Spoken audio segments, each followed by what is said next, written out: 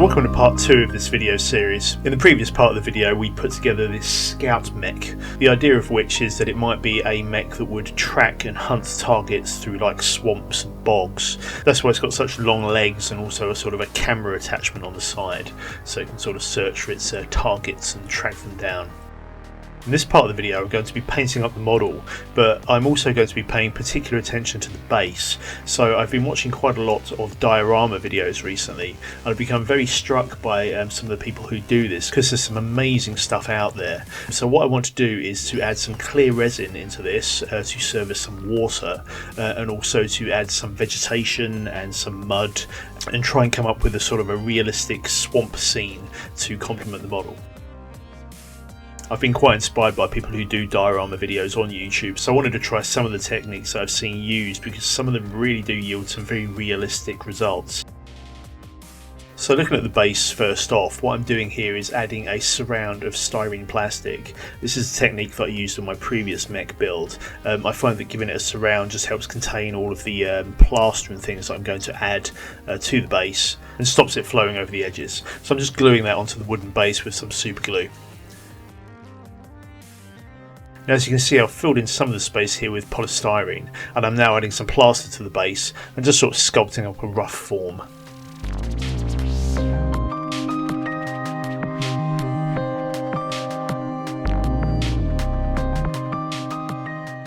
Now, I've left that for a few hours and that's now dry, so I'm just giving it a coat of brown paint. Now, as I mentioned, for this there's going to be some clear resin on this, so what I want to do is cover certain areas of the base with grout and sand, which is the mix I used on my previous mech, but some of it's going to be bare mud, so I'm just masking off that area so none of the mix gets attached to the areas where I want to have the clear resin.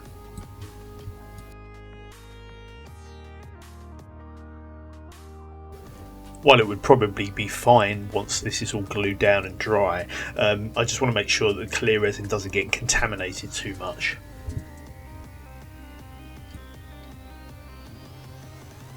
So what I'm doing is adding some PVA glue and then just sprinkling the sand and grout mix over it. Now, a technique that I've seen used in diorama videos is to spray the mix of grout and sand with some isopropyl alcohol. What this does is to wet the sand so that when you then add some glue on top of it to fully glue it down, that will allow the glue to flow through the mix. I have actually tried this without doing the isopropyl alcohol, and what happens is that the liquid simply pours on top of the powder and won't permeate through it. So the alcohol is actually quite necessary to allow the glue to flow through the sand and grout mix. What I'm spraying onto the model here is a watered down mix of PVA and water. You can also drip this on with like a pipette or something like that, but a spray is quite useful for covering a wide area.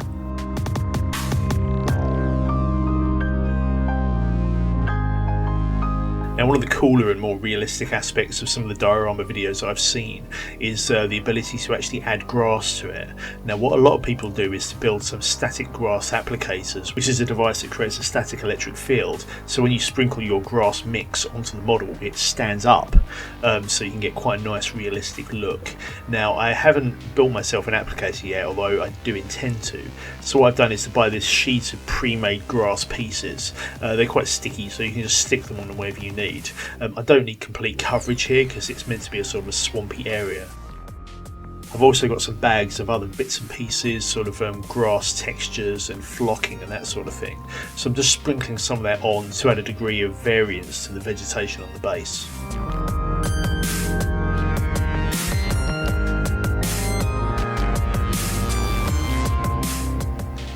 Now, what I also want is some sort of reeds or sort of other sorts of tall plants. So what I'm doing here is cutting off some bristles from a brush and then gluing them to the base.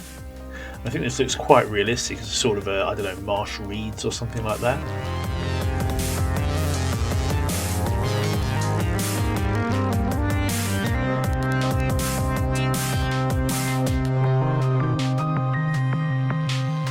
What I've also done is to go into the garden and pick up a bunch of bits and pieces.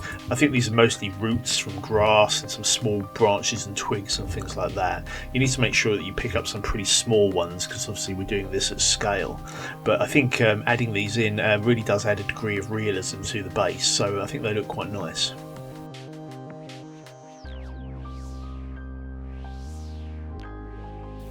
So I want to add some water effects to the base of the model, so I'm turning my attention to the resin. Now this is some stuff I've used previously. I hadn't done a video about this I don't think, but I have mentioned it here and there, and this is some clear resin that I used to make some sort of trinkets a while back. And it's an epoxy resin, and I found it's pretty good. Now I did do a test of this ahead of time, and I've just tinted the resin with some oil paints. I just wanted to make sure that the resin didn't react with the paint or anything else and didn't dry. I mean, obviously a problem with pouring clear resin over a model that you spent time making is if the resin doesn't cure for any reason, then you've got a bit of a problem. So I just wanted to double check that there wouldn't be any problems with this before I went ahead and did the whole resin pour. Now this little bit that I've poured on here seems to have cured just fine, so I'm confident enough to go ahead with this. So given that that worked out okay, I can now start the resin pour properly. So I'm just mixing up a batch of resin. Now this stuff mixes by either equal parts by volume or 90% to 100% by weight, so it's fairly easy to sort out.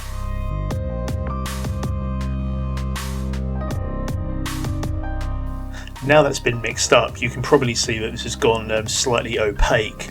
What that actually is lots of tiny air bubbles that are trapped in the resin. As with my test I did previously, I'm adding some brown oil paint to the resin to give it a tint. Now this stuff's intended for laminating tabletops, that sort of thing. Now I use this to make these little reliquaries that you can see here. But at the time I found that what I needed to do was to actually pressure cast it to get rid of the small bubbles that frequently get trapped in the resin.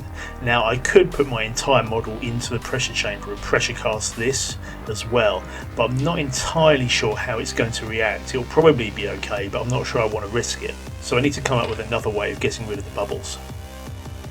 So one technique I have seen people use is to actually wave a blowtorch over the resin, and the heat from the blowtorch causes the bubbles to pop. So what I'm doing is pouring this resin into this tray, and then I'm going to give it a quick blast with the blowtorch and then pour it onto my base, so that way I don't risk setting fire to my base ahead of time.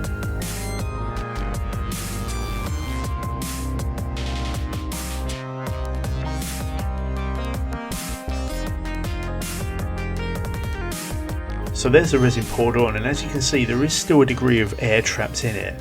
Now it's quite possible that this will rise up as the resin cures and degas itself, and I found that this actually was the case as the resin cured, but nevertheless I did give it a quick helping hand and gave it a quick blast with the blowtorch while it was on the model as well.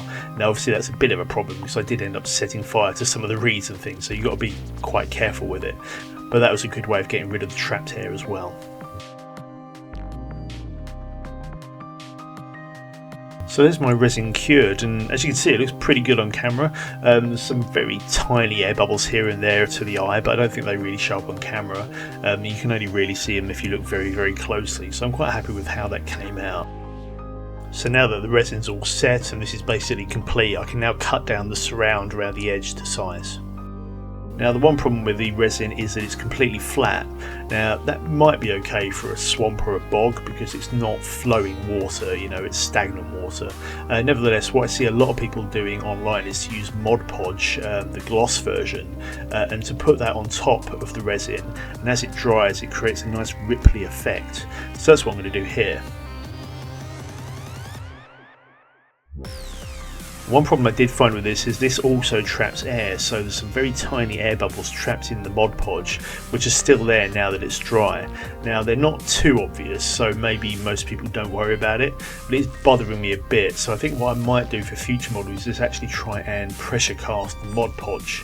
I don't know if that will just make it completely flat and sort of get rid of that ripply effect, but I think it would be a good way of getting rid of the trapped air, so that might be something I'll try in my next attempt. So turning my attention to painting the model, the first step is to give it a layer of primer, which is what I'm doing here. As with my previous model, what I want to do is have a bit of a chipped paint effect. I don't want the piece to look too beaten up, I do want it to look like it's had a bit of use. So what I'm doing is just painting the edges of the model with some silver paints here. The idea being that this paint will show through once the top layer of paint has been chipped away. Now I'm assuming this engine section is going to be almost entirely metal, so I'm painting the entire thing with metallic colours. There's also going to be some areas of exposed metal, so these ball joints are going to be metal as well. So my masking agent is Mascal, which is basically a latex masking agent. What you do is you dab it onto the areas that you want the paint to show through. Once that's dry, you paint the top layer of paint on, then you can scrape it away and expose the paint beneath.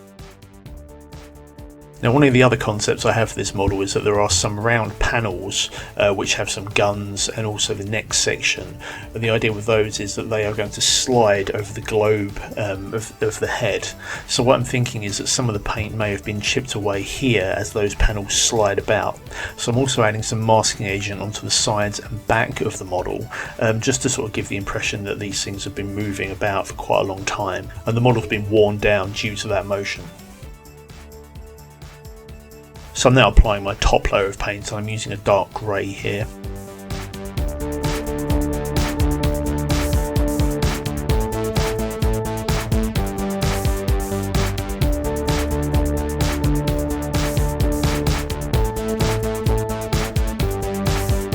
And I've left that to dry for an hour or so I can now come in and rub away the top layer of paint. And as you can see where I've put my Mascal, that's where the paint is coming away and showing the layers beneath.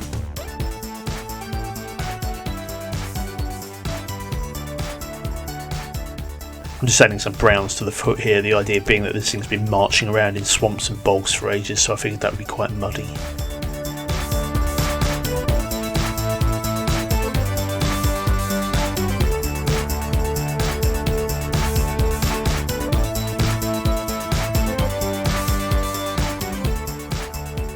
I'm also adding some additional detailing to the legs here, so you can see I've got some braided cable which I'm gluing in there. I've also got some sort of canisters on the inside of the legs. It's just to create some additional mechanical detail.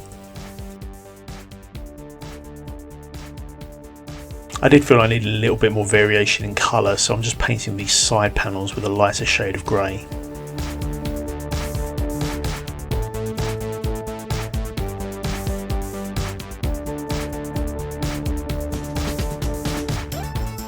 As I mentioned, I don't want this thing to look too beat up, but I do want a little bit of weathering on it. So what I'm doing here is just adding some very light rust colours onto the metal sections. I'm also doing a thin wash of black over the main body of the model as well, just to simulate some dirt and mud and things like that have been worked into the details of the model.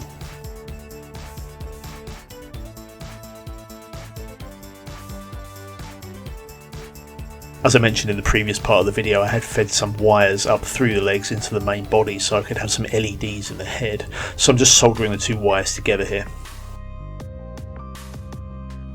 And if I plug in the power, there we go, that's how my LEDs are going to look. Now I did think about whether I wanted to glue this model in place. Someone in the YouTube comments actually mentioned that it might be quite a nice idea to have some magnets on the inside of this so that the head can move about freely. It's quite a cool idea. Because this thing's a little bit small, I don't think there's really space to do that on this one, but I think it would be entirely possible to do that by using a larger bauble, so you've got a bit more space to play with. So maybe that's one for another project, but what I'm doing here is just using some bolts to put this in place. That's just so that if I need to, I can take this thing back apart again to correct maybe wiring faults or something like that. And there's the final element in place, a gun underneath, so I think that's more or less finished now.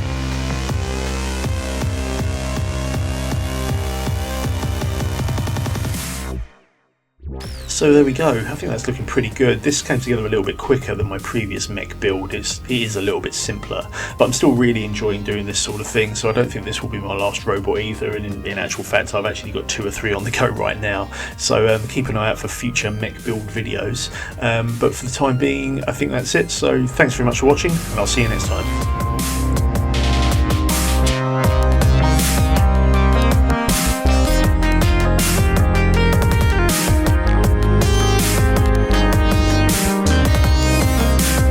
Thanks very much for watching. I'll be posting videos on future projects, so if you'd like to keep up with what's going on, please do subscribe. Alternatively, you can visit my website, which is www.thedarkpower.com, or you can find me on Facebook, just search for The Dark Power.